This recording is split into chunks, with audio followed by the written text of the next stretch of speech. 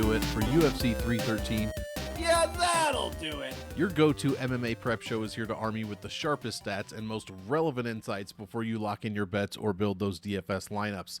I am your host, Monk, and in this very episode, we're diving deep into the numbers for three key fights for UFC 313 this Saturday. First up, we're going to be talking about Carlos Leal versus Alex Morono, followed by Iasmin, Lucindo, and Amanda Lemos. And finally, couldn't not do it for you guys, the main event, Alexpereira versus Magomed Ankalaev for the UFC Light Heavyweight Championship. We're going to be going through all of the numbers for those three fights. But do you want even more data, whether you prefer a comprehensive stat sheet and in-depth video breakdowns for all 12 fights or detailed statistical write-ups? Look no further because I have got you covered. Head on over to patreon.com/monkmatics and choose your ideal stat delivery system. Can't decide? Save $5 and get all three for just $14.99 a month. Link in the description. Now let's get into the numbers. All right, Carlos Leal taking on Alex Morono. We've got one fight for Carlos Leal, and I cannot talk about it without crying. it was a fucking robbery against Rinat Fakhretdinov. According to the stats, it wasn't. It was a very close fight that Rinat edged out. But Carlos Leal was plus 177 that week. He landed 7.1 strikes a minute, 1 of 4 takedowns. He stuffed 17 takedowns. He did get hit with 7.2 strikes a minute. But yeah, 17 takedowns from Rinat he stuffed, was controlled for 3 minutes, but I thought kept up with Rinat very, very well. I thought he won 2 of 3 rounds. 2/3 of his strikes went to the head. The rest were body and leg. So he mixes up his striking very, very well. And that's about all the stats we have for Leal. Morono is 4 losses in his last 6. So he's 2-4 in his last 6. 5 strikes a minute, 6 strikes a minute, 2.5, 2.5, 4.5, 3. So nothing really crazy. He's landed 1 takedown, 2 takedowns in his past 10 fights. Let's go up here. Ratings matrix. Like to see it here. Actually, let's see. Morono's 4 years older. No height difference, no reach. All right. Leal looks great in the striking department. Takedown, not so much. Control time, not so much. But looks fantastic. He has 100 strength to schedule because Rinat is undefeated in the UFC. I think he has a draw against Daleski dos Santos, I believe. But very good head striking, body striking, as we said, mixes it up very well. Good at distance and good in the clinch, so we like to see that. Let's look at Morono. Decent striking, no takedowns, as we said, 2 in his last 10. He doesn't really attempt them. Not very good control. Good head striking offense, good from distance, but outside of distance, or inside the distance, as most people would call it. You sure? Clinch striking's not good, and ground striking is even worse. Doesn't do much to it's okay to the body. Doesn't do much as far as leg kicking goes. Defense is mediocre across the board. His strength of schedule is okay at 43. His UFC opponents are 166 and 155. So with a guy with 22 UFC fights, you would hope for this number to be better. It's not. Head striking defense is decent, not good against body, which, as we've said, Leal distributes strikes very well. And okay leg strike defense, good at defending submissions, not great distance defense, okay, pretty good in the clinch and on the ground. And here's what I mean. So it looks like Morono has fought someone with Carlos's style before. You can read this if you want. I'm not going to go into what I do to create this thing. You can get the stat sheet, or you can pause it and zoom in and put your readers on and read what's going on.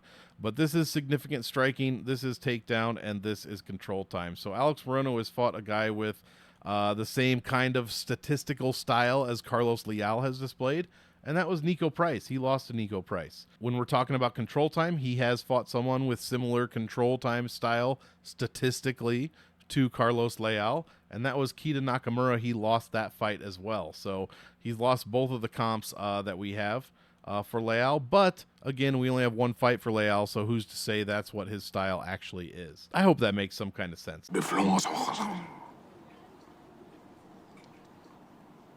Morono is 4-2 in UFC finishes and 9-6 in UFC decisions. So he has lost 6 decisions in the UFC, only been finished twice, In fact, actually, I just said that, but both by knockout, I should say. So both times he's been finished has been via knockout. Leal is the biggest betting favorite on the card, I believe, minus 700. So yeah, that's an 88% implied probability. This fight is, however, I guess it's 1.5, minus 200 to go over 1.5. So Morono, the big time UFC vet, plus 500 here. I guess Vegas really liked how Carlos Leal looked against Rinat Fakhretdinov. I did as well. I had him in DraftKings. I would have bet him in that fight if I was more of a betting man. But I'm the information guy, right?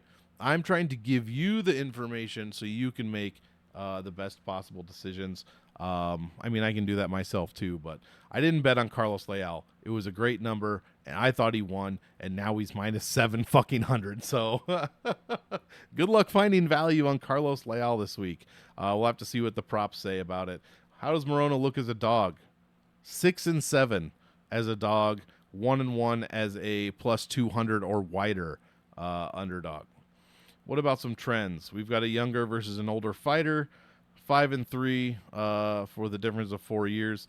Carlos, although he is 0-1 against older fighters, obviously that Rinat. Alex is 9-5 against orthodox fighters. Round by round stats. This is the last main one we'll look at before we get into DraftKings. Carlos Leal increased his striking every single round. Landed a takedown in the third. Not much control time whatsoever. So mostly a lot of striking. Go back and watch that one. A lot of striking and a lot of takedown defense. He allowed 1 in the first, 1 in the second, and none in the third because Rinat was getting tired.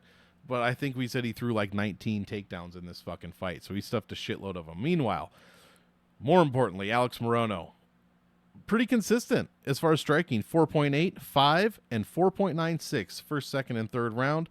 He is not landing many takedowns. Control time kind of dips, and the takedowns dip to their lowest in round 2. Also, statistically, he starts well in round 1. Decent defense. That defense starts to go way down. We've got a 65 striking score defensively in the first, 79 takedown, and 68 control time. That dips to 43, 56, and 23. So each number drops by at least 20. Control time drops by 45 points compared to round 1. And then in round 3, the negatives keep coming. Another 19 points. Another 19 points. Control time actually goes up to 38, but that's not a good number, so it's basically the same thing. So Alex tends to really slow down despite what his offensive striking numbers say. Not slow down, but becomes more defensively susceptible as the fight goes on. How was Carlos in that one? 41, 23, and 12. So he definitely took more shots as the fight went on. Takedowns, consistent, way up in the third, and control time is pretty consistent as well. We already kind of looked at this. Let's get into DraftKings. I've already been going on about this fight for too long. Leal obviously didn't make the optimal, neither did Rinat. Morono never makes the optimal. He's made it one time in 10 fights since 2021. This says 2001. That has to be changed. I'm an idiot. Oh my God! He admitted it! He's only been optimal once in 6 wins since 2021. That's a 17% rate. Not good. He's never put his opponent optimal. So that should tell you he's kind of defensively sound, even though we just showed, how he kind of fades defensively over the fight. Average salary for Morono is $8,280. So I would be shocked if we saw him above 7,000 this week, as he's plus 500. Let's go. Actually, average score for Morono, 82.7. Once he scored 126. And once he scored 46 in a win. So if you take those two out, we're still at 82.07. That's more of a true number. So he's not breaking the bank with any kind of DraftKings scores like ever.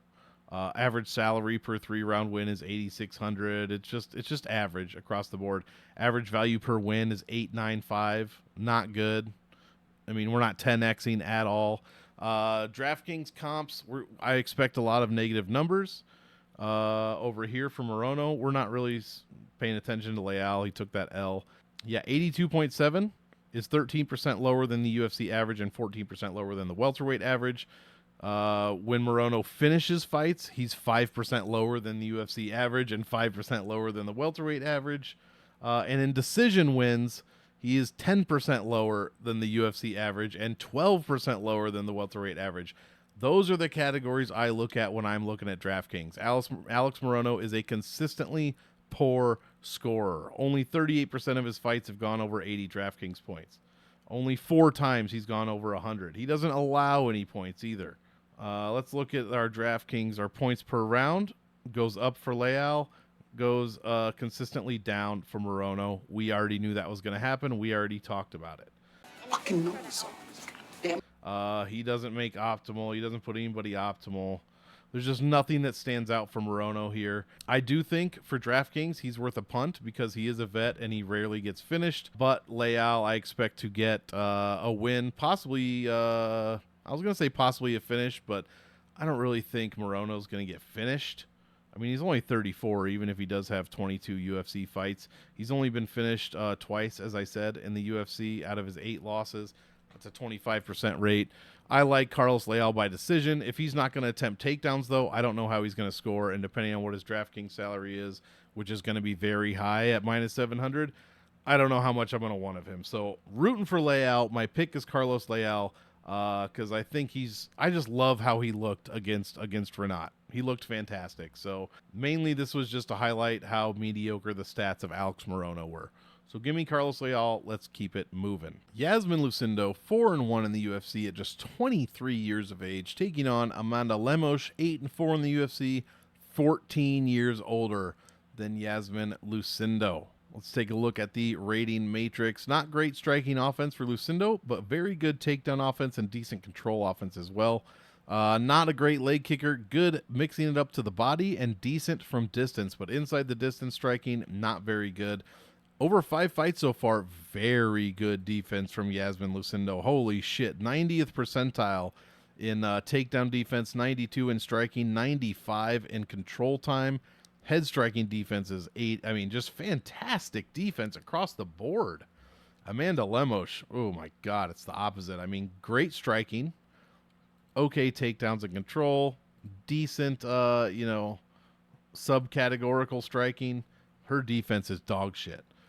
39 striking defense. Takedown defense is terrible, is okay. Control defense is terrible. But then in these subcategories, it's so bad. She's dog shit in the clinch, dog shit on the ground. I mean, she gets hit in the head way too much. Just bad. Let's go down and see who these women have been fighting. Lucindo lost to Yasmin Uregi. First fight, beat Walker, Viana, Karolina Kowalkiewicz, and Marina Rodriguez. Let's go back up and see her strength of schedule number. Not great at 26, with her opponent's total UFC record at 23-24. But her opponents are getting better, and she is still young. Only one finish here, and that was against Poliana Viana. She subbed her in the second round. So we're not seeing a ton of volume here. 2 strikes. We saw 5.5 against Karolina because she was only got 2 takedowns in that one. 1 strike a minute, 3.5 strikes a minute. 3 of 4 takedowns, though. 2 of 6, 2 of 2, 4 of 5. So, yeah, I expect Lucindo to get some takedowns here, especially since Lemos gave up 1 against Verna, Dern, 6 against Zhang, none against Rodriguez, who doesn't throw takedowns, 1 against Watterson. So anyone that throws takedowns has pretty much taken her down with the exception of Andrade.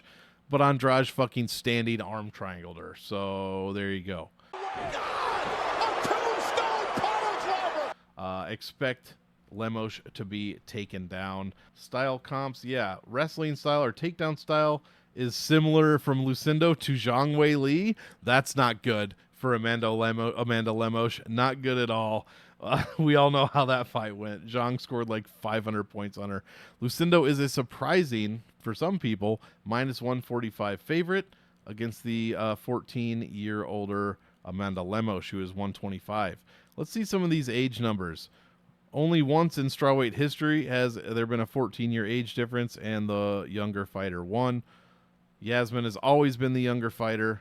She's always been the shorter fighter, and 3-0, or not always, but she's 3-0 against taller fighters. That looks good. Let's see. Amanda's 5-3 against younger. Round by round stats. Iasmin, very consistent as far as striking goes, which is good to see for a wrestler. 3.36, 3.63, and 3.6. Takedown numbers get better every round. 0.6, 0.84, and 1.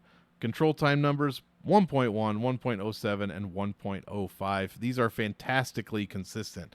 Very, very consistent numbers from a very young fighter. That is surprising. So while these numbers might not be the best, they get a little bit better every single round, which is all I can ask for. And the defensive numbers are very good. Her second round, probably the most the most volume she gives up, but she gives up no takedowns in that round either, so it kind of balances out.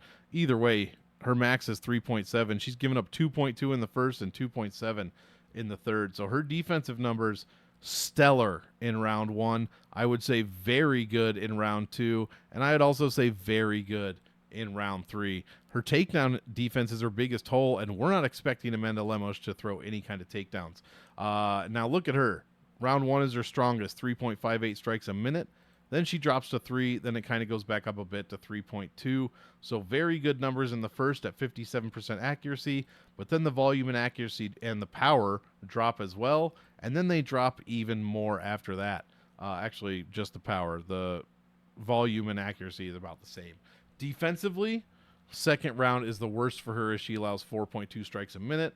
But she does allow takedowns in every round. 0.4 in the first, 0.3 in the second, and 0.5 in the third. And she gets controlled more and more as the rounds go by, 1.6, 1.7, and 2.3. These fucking wrestlers keep coming in! So I'm liking Lucindo just from the way these stats look. We kind of already looked at this a little bit. See, Lemos was finished by Jandiroba, absolutely obliterated by Zhang Weili, and finished by Andrade. So 3 obliterations in her past 3 losses. Again, Lucindo with only 1 finish, but hopefully she gets that decision because we get to see more takedowns. Unfortunately for us, Lucindo, not a very good DraftKings scorer. No one really scores well in these fights. Lucindo 1-time optimal in 4 wins. I should highlight that. Lemos 2 times optimal in 6 wins. Opponents 2 times optimal in 3 losses. So again, Amanda's opponents tend to make the optimal lineup. Average score, unfortunately, for Lucindo is just 82, and it's 80 with the highest and lowest removed. Average value is 9.12. It's just not good enough. And her average salary per win is $9K. And what was her odds implied? Minus 145. Okay, so she's not going to be anywhere near 9K this week, I don't think. Meanwhile, Amanda, 92.8 points per win. High and low removed, she's at 91. Average value per win is 1.5 points better at 10.4. Let's look at some DraftKings percentages. Yeah, Lucindo per win, despite the wrestling upside, she's coming in 14% below the UFC average, 11% below the strawweight average of 91.7. She's below average in finish wins, and she's below average in decision wins. I'm so sad to see this. I was excited for the Lucindo stats and the takedowns and the control time and how much Amanda gives up. Maybe it'll be different in this one. Maybe Amanda will give up a bunch of points, but historically, not a good place to put all your money, right? Lemos, how does she score? Poorly. Her work rate per minute is 13% less than strawweight. In wins, it's 6% less. And in finish wins, it's 19% less. In losses, it's 45% less. When Amanda Lemos loses, she scores 1.2 points per minute. All of her finish and decision and winning numbers are below average. So, yeah, this one might not be the best one to target for DraftKings. I still like Lucindo, though, who is very consistent for rounds 1, 2, and 3. You love to see that, whereas there are sharp drop-offs for Amanda Lemos. Optimal against Marina, and that's it. Verna was optimal. Zhang was optimal. I'm liking Lucindo, but, man, her scoring numbers worry me for DraftKings. But as far as the fight, I mean, Lemos' defense is not great. So as long as Lucindo can avoid getting hit a ton, which she has so far, especially against Rodriguez, she was the pure striker. She got hit with 2.2 strikes per minute, controlling her for just 4 minutes 40 seconds. That's not a little bit of time, but I would have expected this number to be much higher. Defense, yeah, 67%, very good. So Lucindo, very good defense even against a striker. I think she's got this one against Lemos. Lemos is getting older. Lucindo's getting better. I like Lucindo by decision. Unfortunately for DraftKings, it does not appear that she scores well, but Lemos is out here putting people on the optimal lineup. She's out here getting finished or dominated in decisions. So I'll play more Lucindo than the field, but I also like her to win, like I said. If you are serious about betting or DFS, get the deepest statistical breakdowns in the game with Monk Maddox. You get your full stat sheet, $9.99. Video breakdowns for every fight, $4.99, or detailed stat-driven write-ups for $4.99. Or do the smart thing and just grab all three for $14.99. Save yourself some money. Pair my data with your leans, with your fight tape, and there is no limit on the amount of money that you can make, just the amount of money that you can hold in your wallet. You might have to get a bigger one after subscribing to the Monk Maddox Patreon. Check it out, patreon.com/Monk Maddox. Link in the description below. Let's get right back into it. Alex Pereira, the champ, taking on Magomed Ankalaev, finally getting his shot.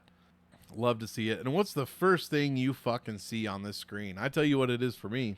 All this. Ankalaev's fucking great defense, 91st, 90, elite, mythical, head striking defense, body striking defense. Here's the one that's bad, and that's why. Poetan with his leg strike, 77th percentile leg striking offense to the 14th percent. You think we're going to see leg kicks from Poetan? You're goddamn right we are. Distance striking defense, not great for Ankalaev. Clinch striking defense, though, and ground is very, very good. Let's look at Pereira. 98 offense, striking, of course. Mythical offensive striker. He can hit. Takedown offense, no. Control time offense, no. Has a very good strength of schedule. Much better than Magomed Ankalaev's. Also, a big difference there. Head striking out body. Leg strike, we just talked about. Distance is perfect. Clinch is great. Ground is fine. Defense is actually pretty good. Nowhere near Magomed Ankalaev, which is very concerning, but better than I was thinking, especially with the few times he's been knocked out. Wrong. In the UFC, or is it just once? Am I? Yeah, it's just once. It's 1:20 in the morning. It's just once, obviously. So pretty good numbers there. Distance striking defense, not good. That's obviously because of, getting knocked down or knocked out. Clinch striking, very good. Leg striking defense, not great. But Magomed's offense, again, very similar, just not quite as impressive as Alex Pereira's, but very, very similar. Better takedown. Control offense is a huge difference. So in the clinch, expect to see some control there, but Pereira, very good striking in the clinch. So some very good numbers there. I love the Monk rating matrix. I absolutely love it. Say my name. And not just because it has my name on it. No comps there. As I said, Pereira's been finished once, same as Ankalaev, undefeated in decisions, both guys. Ass whooping index, not high, not as high as you might think. Some pretty close fights for both of these guys. It's basically a pick'em as of like 4 hours ago, -115, slight edge to the current champion. 4 times in 5-round fights, Alex has gone over 2.5 rounds. That is currently at -160. 7 times he's won inside the distance. And Magomed's always going over as well. So the over at -160. Alex versus Younger, 8-0. Yeah, these numbers are all good. All the trends are fine. These guys are both very good. Round by round, this is what I want to look at. So much more fun. Alex, 4 strikes a minute in the first. So you could technically call him a slow starter because he increases that output by 47% in the second round, and then another 4% on top of that, up to over 6 strikes a minute in the third. We're not laying in takedowns. We're not getting control time. Don't expect that. Unfortunately, 2.5 strikes a minute allowed in the first is fine. 4.38 is not good. That's an increase of 70%. We do not want to see that. But it does go back down to 3.85 in the third round. Actually, we can talk about 4th and 5th round too.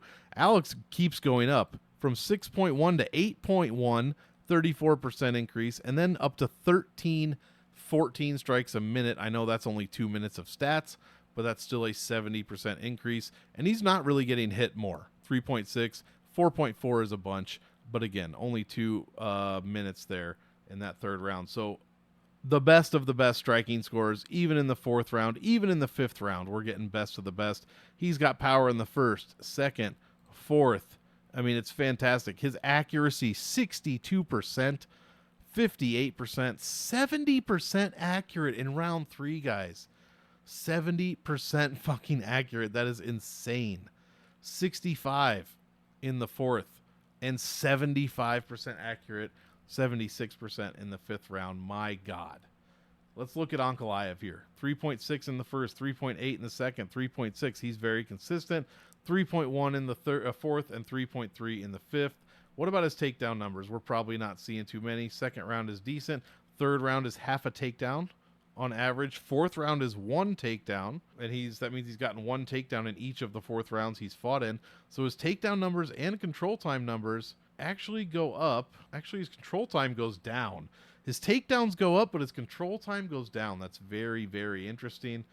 Accuracy goes up 56, 53, but then drops in the championship round. Actually, 4th round, and then 56.9% in the 5th. These guys are crazy accurate. Power displayed in the 1st, 2nd, 3rd rounds. Love to see it. Offensive score is very similar to Pereira, except the takedown and control time is better, but very good striking. Okay striking. 4th round is bad for striking, but he does pick it back up a little bit. Pereira's striking number is much better in the championship rounds than Ankalaev. That should be noted. However, the main difference are these takedown defensive numbers. Striking in the 2nd is not good defensively, but his takedown and control time is. Those do not falter at all. We're in the 70s, 80s, and 90s. What about striking? 2nd round was 56. We jump back to 84, 96, and then 96 in the 5th.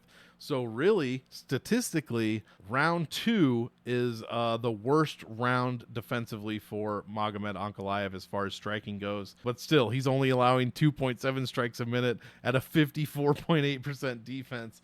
But the number is low because that's when he's been knocked down, as I am seeing right now. So very, very good numbers.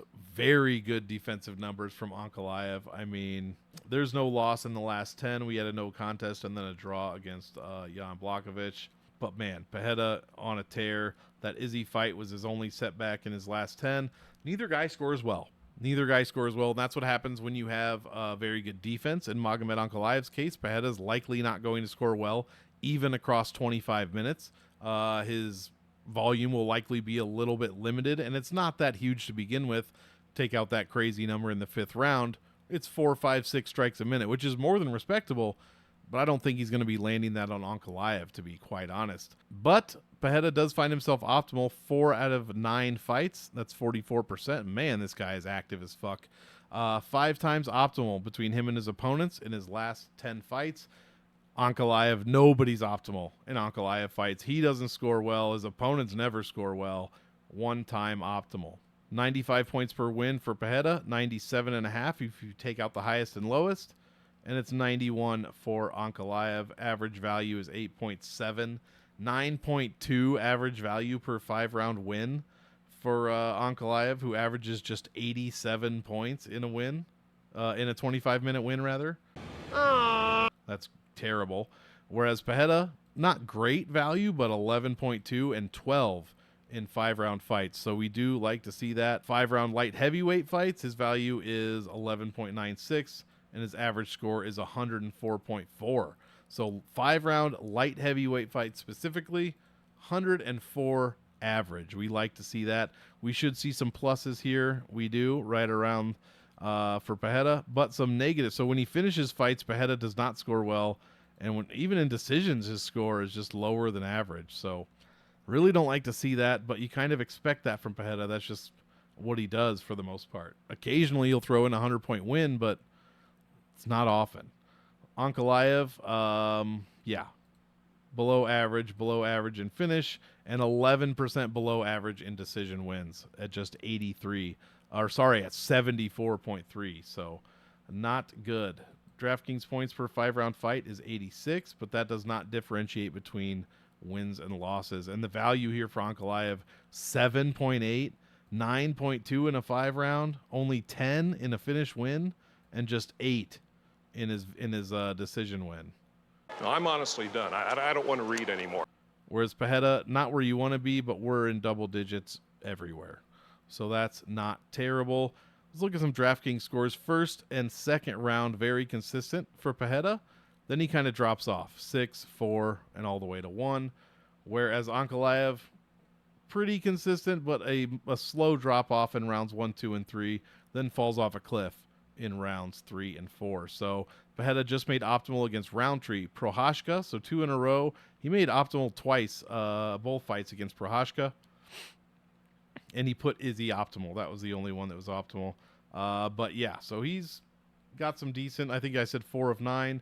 And the only one optimal for Ankalaev was way back in 2021, Nikita Krylov. Out of the fucking blue! Where he scored 118 points in a 38-second win. So he had 115 points of that was bonus for the quick win, and then just 3 points outside of that. So this is going to be a great fight, man.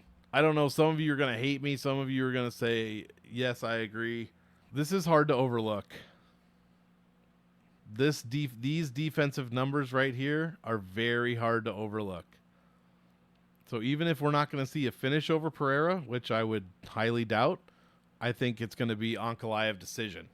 I don't think Pereira is going to be knocking out Magomed Ankalaev, excuse me. I really don't. And if he doesn't, he's not going to score well for DraftKings. And he might not be, well, it's a pick 'em, I was going to say. But I'm picking Magomed Ankalaev. I'm rooting for Pereira. I love Alex Pereira just like everybody else. Do you know there's also a 5-year age gap here? Alex is 37. Let me see the trend. 5-year, 1-1 in lightweight in the last year. 12-7 for the older man in the last 5 years. Yeah, very interesting. I'm picking Magomed Ankalaev to win 48-47. Split decision. I don't know. I think it's going to be close as fuck. I'm rooting for Pereira, but these defensive numbers are terrifying, guys. That's going to wrap up the YouTube edition of Dad'll Do It. For in-depth statistical breakdowns on all 12 fights for UFC 313, head on over to patreon.com/monkmatics and see what's waiting for you. Best of luck this week, and as always, I want all of you to enjoy the fight, so enjoy. We will see you in the next one. That'll do it. Yeah, that'll do it.